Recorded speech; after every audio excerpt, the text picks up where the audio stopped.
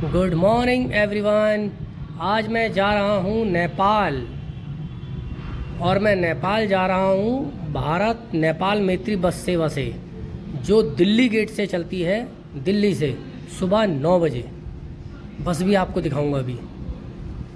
देखो, ये बस होती है इस टाइप की, जो काठमांडू उतारती है। 2800 रुपये पर पर्सन इसका किराया है।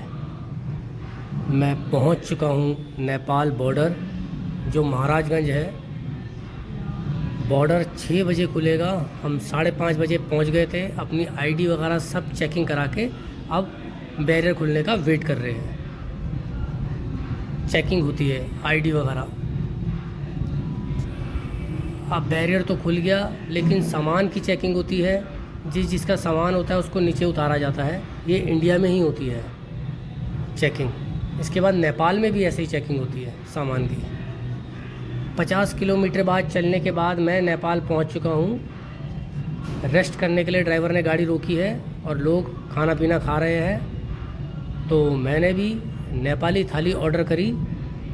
12 साढ़े 12 बजे का टाइम हो चुका था, तो अपना लंच मैंने यहीं करा। नेपाली थाली से शुरुआत करी। ये देखो, ये मेरी नेपाली थाली आ गई है। ये देखो कितनी खूबसूरत लग रही है खाने में। होटल पहुंच चुका हूं। नेपाली मनी ले ली है मैंने। अब घूमेंगे नेपाल। लेकिन मैं नेपाल के पोखरा में आया हूं। पहले मैंने जो जर्नी स्टार्ट करी है पोखरा से करी है। मैं पोखरा में आया हूं और यहीं से मैंने इंडियन मनी को नेपाली मनी में ट्रांसफ़र किया है। देखो भाई लोगों, ये है पोखरा, और मैं स्कूटी रेंट पे लेने जा रहा हूँ। स्कूटी रेंट पे लेके उसके बाद मैं पोखरा घूमूंगा। दिखाऊंगा आपको पोखरा में कहाँ जा रहा हूँ। स्कूटी मिल गई है मुझे, तो मैंने सोचा कि स्कूटी लेके सबसे पहले गुप्तेश्वर महादेव मंदिर जाया जाए। तो मैं जा रहा हूँ गुप्तेश्वर महादेव। ये है गुप्तेश्वर महादेव जी का एंट्रेंस, और ये गुफा वाला मंदिर बोला जाता है। बहुत बड़ी गुफा है यहाँ पर। देखो कितना खूबसूरत बना हुआ है। इन सीढ़ियों से नीचे उतर के जाते हैं। नीचे गुफा है।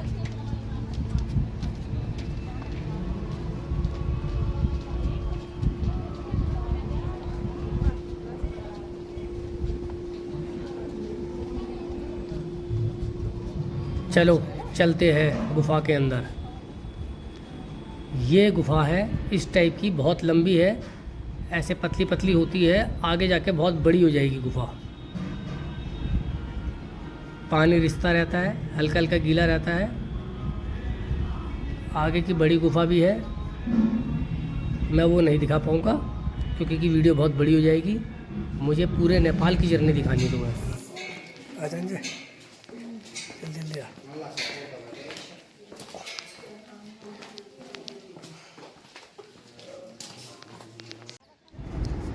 गुप्तेश्वर महादेव के सामने ये है डेविस फॉल।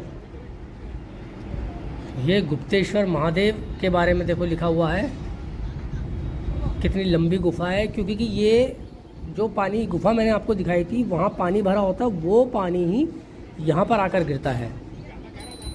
रोड के आर पार ये पानी आता जाता है और झरना यहीं से बनता है। इसे डेविस फॉल कहा जाता है। और बारिशों में ये इतना तेज़ हो जाता है कि झरना नीचे गिरता है और नीचे से फॉग ऊपर की तरफ आता हुआ दिखता है। अभी ये छोटा होगा क्योंकि कि बारिशें नहीं है। ये देखिए, ये पानी रिस रहा है। छोटा झरना बना हुआ है। बारिश में तेज़ झरना हो जाता है और नीचे गहरी खाई के अंदर जाता है, दिखता भी नहीं है। अब हम जा रहे हैं पमडीकोट, जहाँ पर है शिवजी जी का स्टैचू। दिखाता हूँ आपको शिवजी जी का स्टैचू। मैं पहुंच गया शिवा स्टैचू। ये मंदिर है, पहाड़ों के ऊपर बना हुआ है। ये देखो नीचे लेक, ऊपर मंदिर, और कितना खूबसूरत लग रहा है मंदिर। मैंने स्कूटी पीछे पार्क करी है। अब चलते हैं मंदिर के अंदर। ये शिवलिंग ही शिवलिंग, खूब सारे शिवलिंग थे। बहुत शिवलिंग है, नीचे भी ऊपर भी। ये देखो, पूरे मंदिर की परिक्रमा करने के बाद ये है मंदिर का एरिया। सामने नंदी जी की, माता जी की फ़ोटो। ये ऊपर भी जा सकते हैं, लेकिन ऊपर बंद कर रखा है, अभी काम चल रखा है। गुप्तेश्वर महादेव मंदिर, गुफा वाला, और डेविस फॉल और शिवा स्टैचू के बाद अब हम चले होटल। रात को खाना खाने आए हैं। मैंने तो फिर से ही नेपाली थाली ऑर्डर करी, क्योंकि कि वो मुझे बहुत अच्छी लगी वहाँ पर। ये मैं रेस्टोरेंट में बैठा हूँ।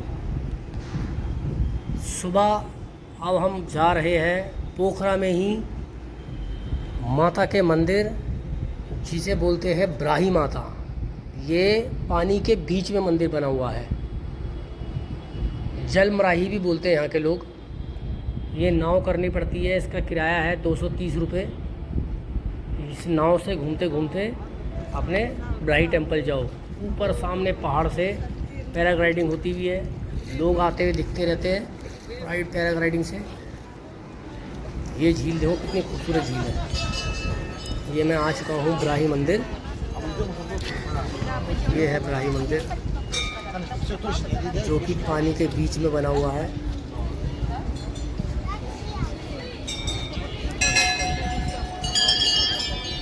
ब्राही माता के दर्शन करने के बाद भूख लगी तो मैंने नूडल्स ऑर्डर की। ये देखो, ये प्रॉन्स है, ये फ़िश है, ये सब है, लेकिन मैंने ये सब नहीं खाया। मैंने नूडल्स खाई, नूडल्स ऑर्डर की और वो खाई, क्योंकि मुझे निकलना था काठमांडू। काठमांडू की बस मिल चुकी है मुझे। अब ये काठमांडू पहुंचाएगी, फिर मैं अगले दिन आपको दिखाऊंगा पशुपतिनाथ जी के दर्शन। तो चलो चलते हैं काठमांडू।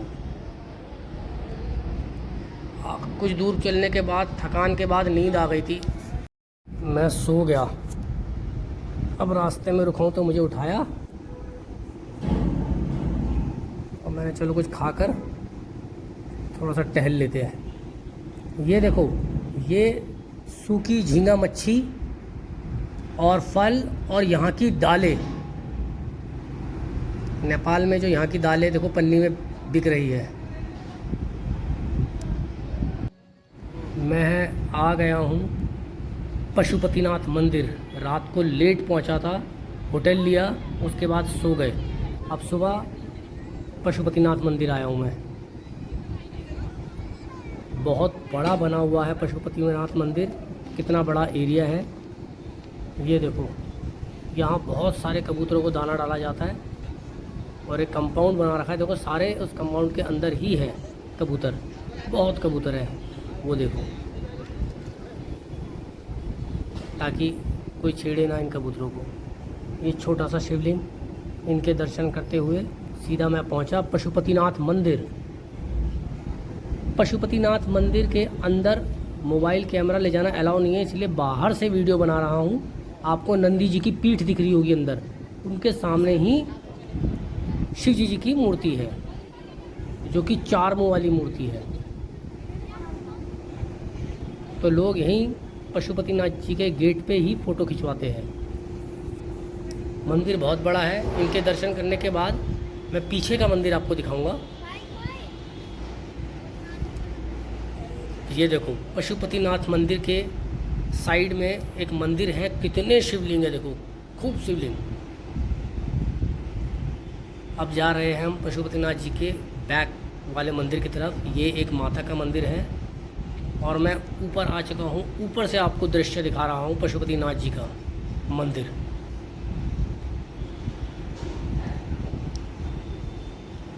बहुत खूबसूरत लग रहा था, बहुत मज़ा आ रहा था यहाँ घूमने में। ये देखो कितना ज़बरदस्त बना हुआ मंदिर है और बहुत बड़ा मंदिर है। सामने शमशान घाट भी बना हुआ है। वो देखो, आग दिख रही होगी आपको, धुआं उठता हुआ। ये देखो, पूरा मंदिर का नज़ारा मैं आपको ऊपर से दिखा रहा हूँ। नदी भी बहती है नीचे।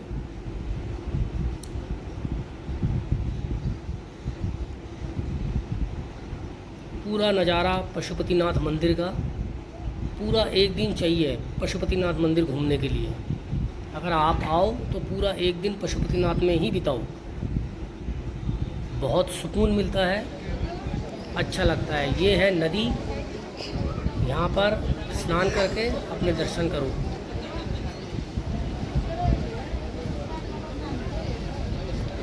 पशुपतिनाथ मंदिर के बाद अगले दिन मैं निकला स्वयंभू। ये है स्वयंभू।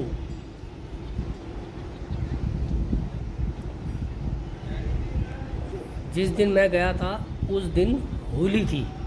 ये देखो, लोग होली खेलने यहाँ आते हैं, इधर उधर जाते हैं, छुट्टी होती है लोगों की। और होली के दिन ही मैं गया, अगले दिन होली थी। तो पशुपतिनाथ दर्शन करने के बाद मैं पहुँचा स्वयंभू।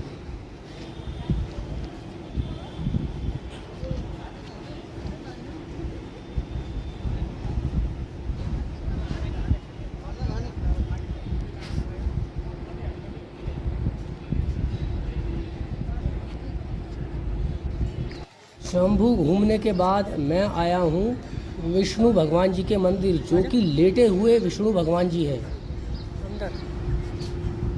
चारों तरफ पानी है, बीच में विष्णु भगवान जी लेटे हुए हैं। ये विष्णु भगवान जी का मंदिर है। ये अभी बाहर का एरिया मैं दिखा रहा हूँ, अभी आपको विष्णु भगवान जी भी दिखाता हूँ।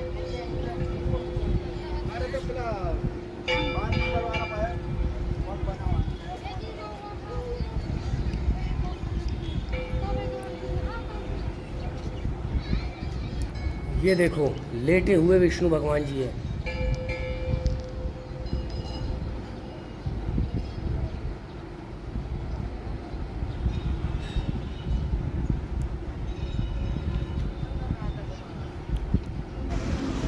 विष्णु भगवान जी के दर्शन करने के बाद अब चले होटल। ये देखो, रास्ते में एक स्तूपा बना हुआ है। अब मैं कल निकलूँगा जनकपुर की तरफ। जनकपुर जो कि राजा दशरथ का है, महल था जहाँ पर, और श्री राम जी का ससुराल, सीता माता का घर। चेकआउट करने का टाइम आ चुका है। होटल करते चेकआउट और बढ़ते हैं एयरपोर्ट की तरफ। आज मैं जाऊंगा जनकपुर, जो कि राजा दशरथ का महल था, सीता माता का घर था, श्री राम जी का ससुराल था।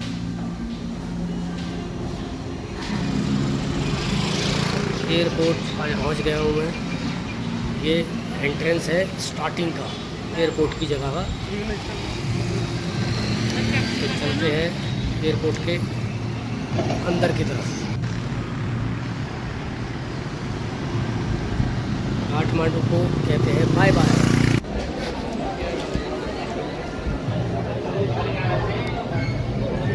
देखो कितनी भीड़ हो रही है एयरपोर्ट पे।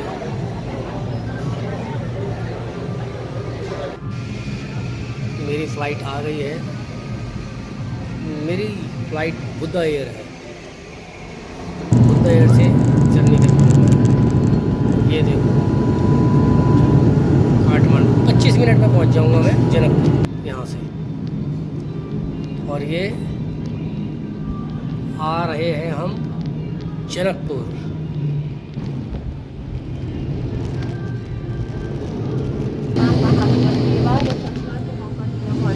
ये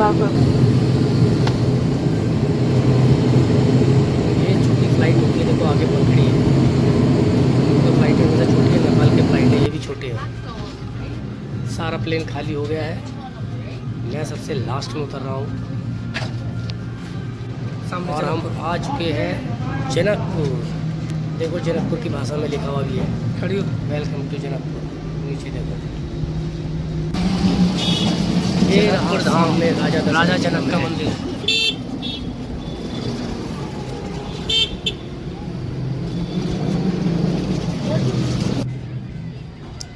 ये देखो कितना बड़ा बना हुआ है राजा दशरथ जी का महल।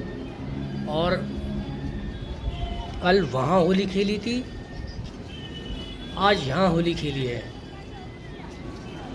ये देखो राजा दशरथ जी का महल।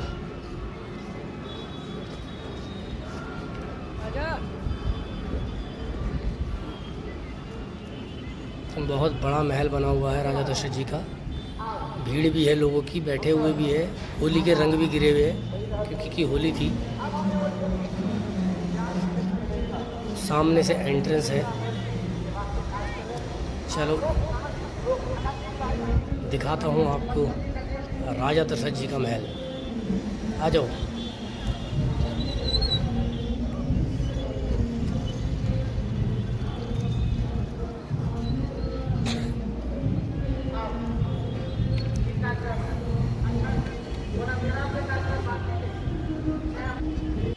राजा दशरथ जी के महल के दर्शन करने के बाद अब मैं जाऊंगा सीता माता के मंडप में, जहां श्री राम जी की और सीता माता जी की शादी हुई थी। इस मंडप में जाने का टिकट लगता है और टिकट है नेपाली 10 रुपये। ये है वो सामने देखो, आपको दिख रहा होगा, वो है मंडप जी और सीता का विवाह, जहाँ सीता माता जी और श्री राम जी का विवाह हुआ था। माता और श्री राम जी का विवाह मंडप में उनकी शादी हुई। ये देखो यहाँ मूर्तियाँ भी लगा रखी है सीता माता जी और श्री राम जी की, और सारे भगवान जी संत जी सब बैठे हुए हैं। ये देखो सबकी मूर्तियाँ, और हमें बाहर से ही दर्शन किए, अंदर जाने नहीं देते। हमने भी बाहर से ही दर्शन करे।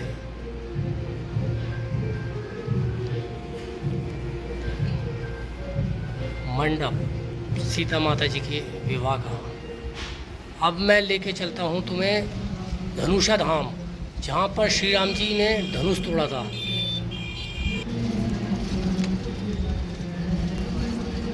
यहाँ से 20-22 किलोमीटर दूर है धनुषा धाम। तो जनकपुर से ई रिक्शा लेके बस स्टॉप उतरा, बस स्टॉप से बस ली। ये है धनुषा धाम। ये देखो धनुष दिख भी रहा है कितना बड़ा। अब अंदर चल के देखते हैं धनुष। टुकड़ा मेन टुकड़ा वो हुआ त्रिशूल वाला। त्रिशूल वाला ये पेड़ ही पूरा धनुषी पर है। ये पेड़ को भी 550 वर्ष हो चुका। ये पेड़, हाँ, ये बढ़ रहा है, पूरब की ओर बढ़ता जा रहा है, धनुष बढ़ रहा है। वो अभी नया निकल रहा है वहाँ, वो त्रिशूल के पास।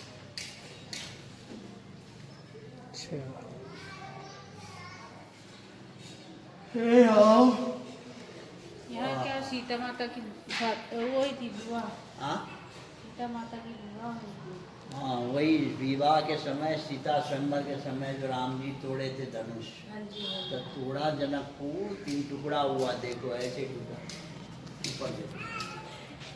तो दाहिना भाग गया आकाश, रामेश्वरम तमिलनाडु चेन्नई। बायां गया पाताल जनकपुर धनुष सागर। ये हुई बीच वाला टुकड़ा, यही राम मध्य धनुष टुकड़ा बीच का।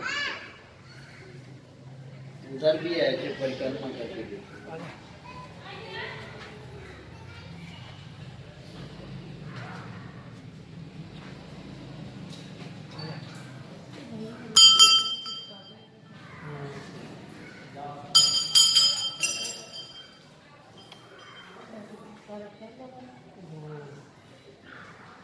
धनुष टूटा हुआ है।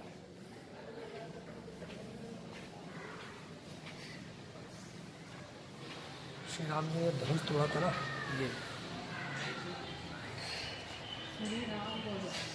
श्री राम जी, जय श्री राम।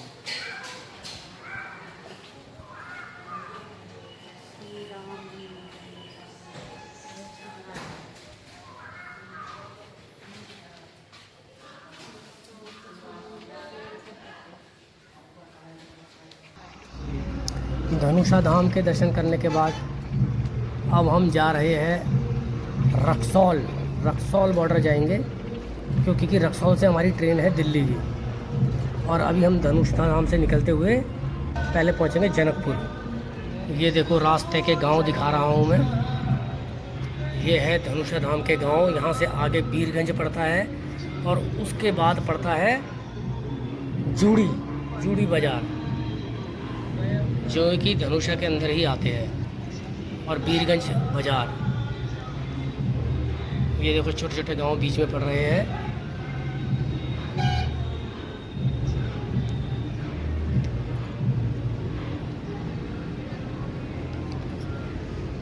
मैंने धनुषा धाम से बस पकड़ी है जनकपुर की। वो देखो सामने भी धनुष बना हुआ है। ये पूरा धनुषा डिस्ट्रिक्ट है।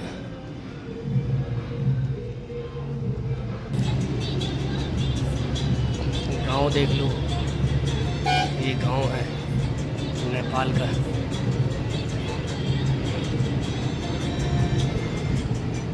तो आपको सब कुछ दिखाता हुआ जा रहा हूँ।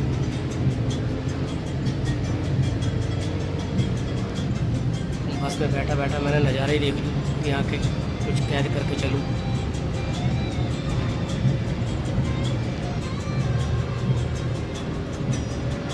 नेपाल वीरगंज चूड़ी बाजार।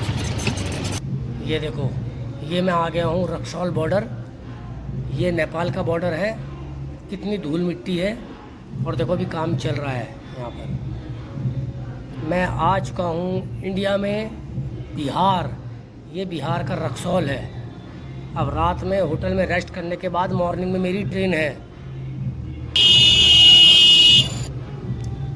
सुबह ई रिक्शा लेके रेलवे स्टेशन पहुंचने के लिए बैठा हूं मैं। ये ई रिक्शा वाला मुझे रेलवे स्टेशन उतारेगा। 20 रुपये पर सवारी इसने लिया है। ये है रक्सौल रेलवे स्टेशन।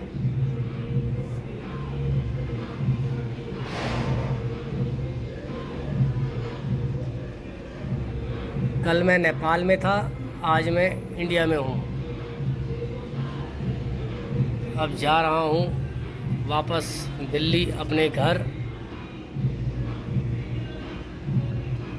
ये ट्रेन है मेरी। ये देखो, रक्सौल से आनंद विहार उतारेगी मुझे ये ट्रेन। 3 टायर में मेरी सीट बुक है। दिखाता हूँ आपको अंदर से ट्रेन। ये देखो, कुछ इस टाइप की है 3 टायर ट्रेन। ट्रेन तो बहुत साफ़ सुथरी है यार। और हमारा सीट है, और मेरी सीट है बीच वाली और ऊपर टॉप वाली।